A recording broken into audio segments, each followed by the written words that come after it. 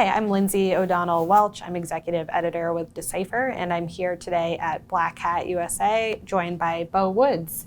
Beau is one of the leaders of I Am the Cavalry. So thank you so much for joining me today. Thank you. I'm happy to be here. Yeah, it's great talking to you in person. I always love that. So, over the past months and years, we've talked a lot about kind of healthcare security and challenges in this area that are impacting the healthcare sector. And that is even more relevant now with everything that's gone on with the Change Healthcare ransomware attack over the past few months. And we've seen the impact of that kind of cascade. Would love to hear your thoughts on, now that we're a few months out from that, kind of what you think the impact moving forward will be and, where we're at really with, overall healthcare. Yeah.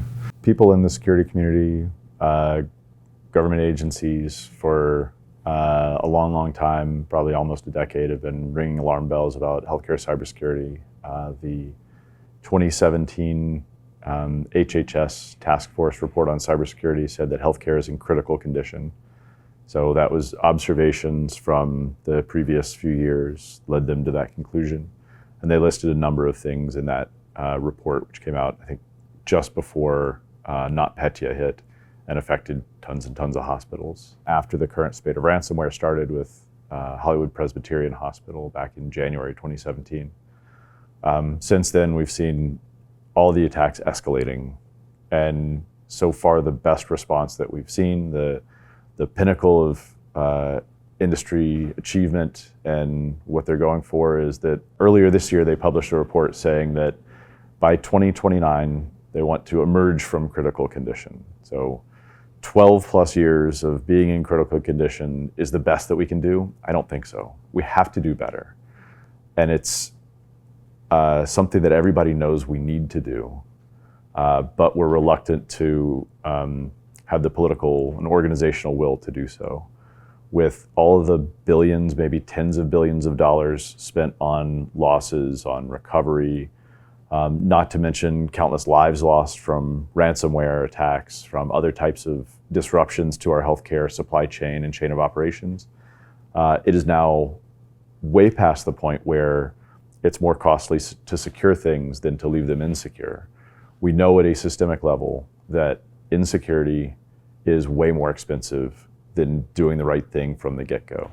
Now we just have to galvanize the will to do it and come up with a way to make it easier. It's an engineering problem, not a knowledge or a science problem.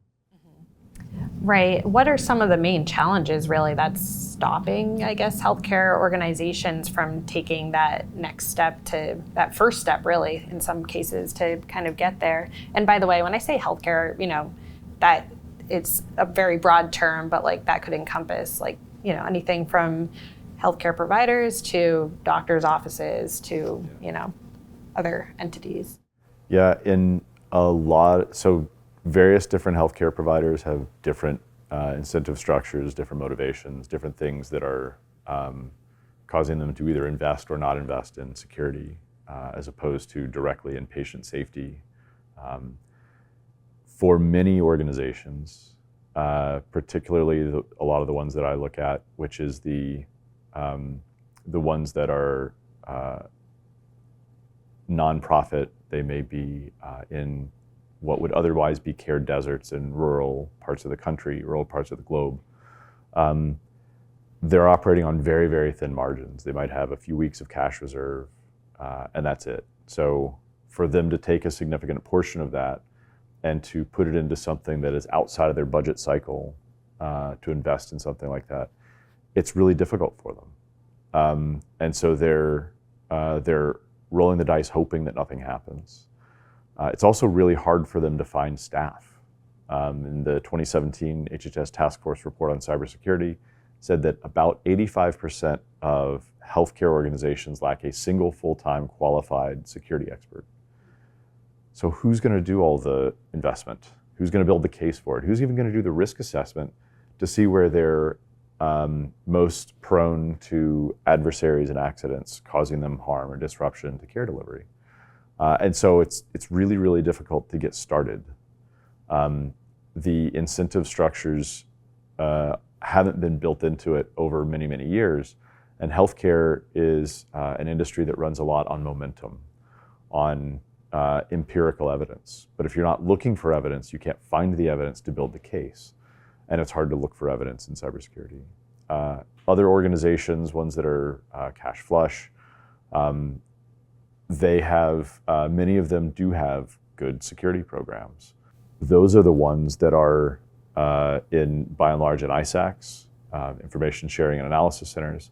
They have staff dedicated to cybersecurity. They have funding for it. And so when you look across the ecosystem, you have the top 5 to 1% that are really more on top of their game. They participate in ISACs. They participate in industry bodies. They're the ones who are being very vocal. They're going to Congress, say we don't need new legislation. We need to roll back some of the penalties and protections that exist because we know what we're doing. You have the rest of the healthcare ecosystem that's not in that position. They just don't have the cash. They don't have the resources. They're in a part of the country where it's hard to get cybersecurity talent. And so there's a large inequity across the healthcare ecosystem, whether it's in the healthcare providers, the doctor's offices, whether it's in some of the small hospital systems, whether it's in ambulance services or wherever. And so I think that until we figure out a more systemic way to address it, until we have the political and organizational will to address these things, it'll be tough to get too much movement too quickly, certainly not on the timescales that we need it to happen. Mm-hmm. That's a good point. I feel like the security gap, security poverty line, whatever you may call it, is very obvious in this industry because there are, there's hospitals that have bigger budgets, and then there's ones that may be more rural that are just kind of scrapping by and don't have the resources really to even begin to address this issue. So it's very obvious in this sector, but the impact is, the same across the board, really. You Massive. See appointments being rescheduled or, Yep. Surgeries being rescheduled, things like that. So there's still that very big impact that we see. Yeah, when I was at CISA, the Cybersecurity and Infrastructure Security Agency, in 2020, 2021, we published a report looking at the impact of ransomware on care delivery. And we found that for organizations hit with ransomware, they had a strong statistical correlation between increased mortality, morbidity rates. So get ransomed and your death toll goes up. A couple of years later, a couple of physicians at University of California, San Diego did a similar analysis on the effect of care delivery at their facility when a large player in the region was hit with ransomware. So Scripps was hit with ransomware. The overflow went to UCSD, and Christian DeMeth and Jeff Tully, who are emergency medicine physicians, looked at the impact to their care delivery, and they saw that wait times went up. You had a significantly higher proportion of patients that would leave before getting treatment. You had the cost of care delivery went way up. You had a lot of other compounding factors that, again, directly impact care delivery. And so it's not a matter of just even inconveniences, which is often portrayed on the media because it's more visceral. If you look at the numbers, more people are dead because of ransomware, and costs have gone way up. I mean, I was talking with a small physician's office that does, it's an oncology office in a rural state in the US.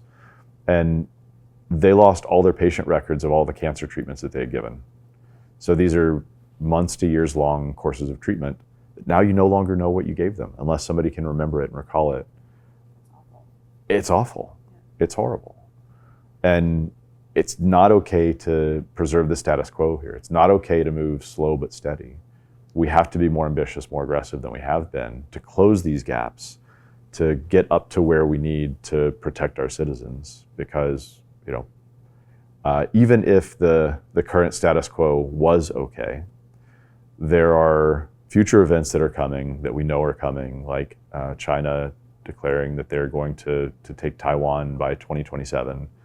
Some of the campaigns that we've seen recently, like Volt Typhoon, play into that directly, that show their pre-positioning resources. Healthcare is affected. Some of the other systems around healthcare are affected in the interconnected set of critical functions that our nation must carry out, like delivering healthcare. And we see that those actions are already being staged.